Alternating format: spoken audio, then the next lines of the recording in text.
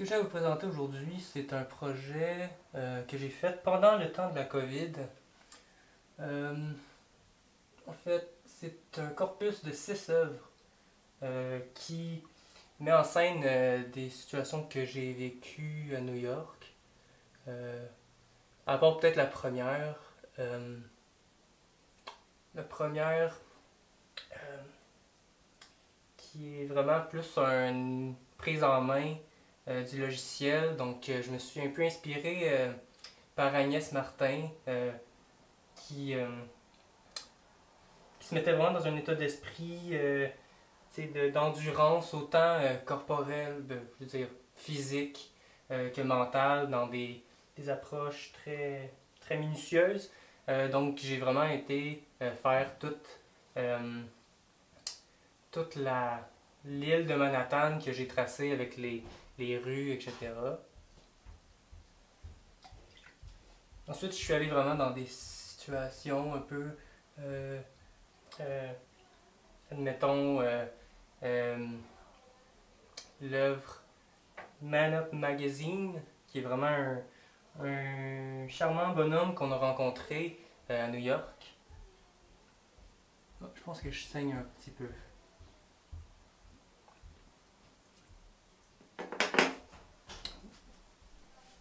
Ah oui. Bon, comme je disais avant d'être distrait par un peu de sang, c'est que mon travail en fait est plusieurs œuvres que j'ai faites sur Adobe Illustrator. Euh, En fait, chaque petite œuvre, je me donnais un défi. Donc, il y a plusieurs inspirations, dépendamment de l'œuvre que j'ai faite. Comme celle-là ici, qui est vraiment la première œuvre que j'ai faite, qui était vraiment peut-être une mise en main, euh, d'apprendre le logiciel. Donc, je me suis inspiré par Agnès Martin, qui était vraiment dans une pratique qui prend de l'endurance, autant physique que mentale, en fait. J'ai tracé vraiment à l'aide d'une carte le tour de l'île, euh, les, les grandes roues qu'on voit ici en bleu foncé et toutes les petites lignes qui sont en bleu pâle. Euh, En plus de ça, il y avait un petit côté esthétique que j'essaie trop de retrouver, ça fait très longtemps que j'avais pas touché, justement parce que je faisais plutôt peut-être genre du design audio, vidéo, etc. Puis là, ça faisait du bien justement de tomber un peu dans ce qui pourrait s'apparenter un peu à la peinture avec le choix des couleurs, comment qu'on représente les choses, etc. Euh, donc, ça m'a emmené à mon deuxième œuvre, en fait, qui était vraiment d'essayer de faire un personnage.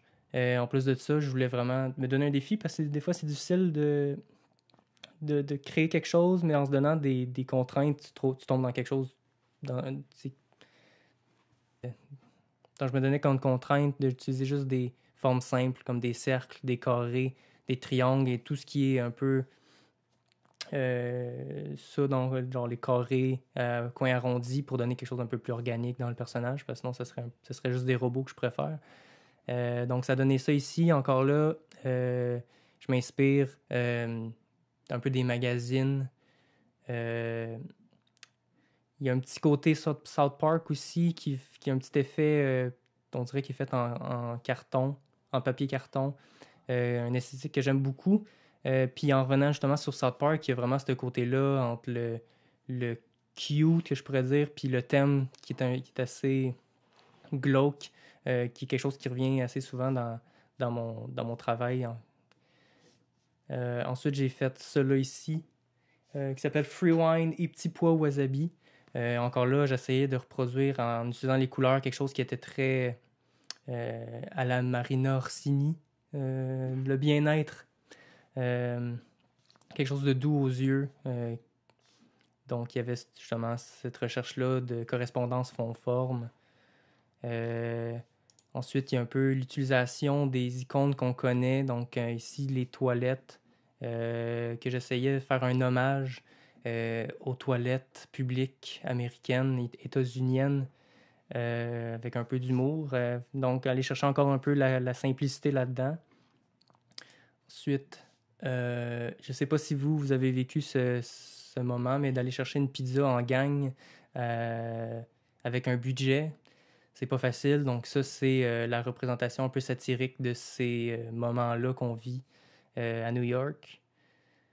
Pour ensuite finir avec la pièce de résistance, euh, qui est vraiment une satire du look que l'hôtel Fairfield se donnait. Donc là, j'avais vraiment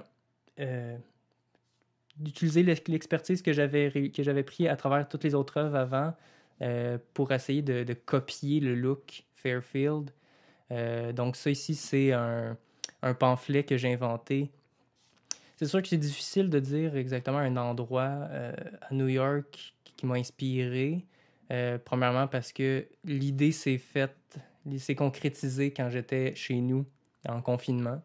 Euh, mais en général, c'est vraiment, tu sais, New York, il y a de la publicité partout. J'essaye vraiment de prendre ça, de copier cette culture-là, poster, magazine, etc. Donc, j'espère que c'est réussi. En fait, j'essayais surtout de faire un projet qui se prenait pas trop au sérieux. Euh,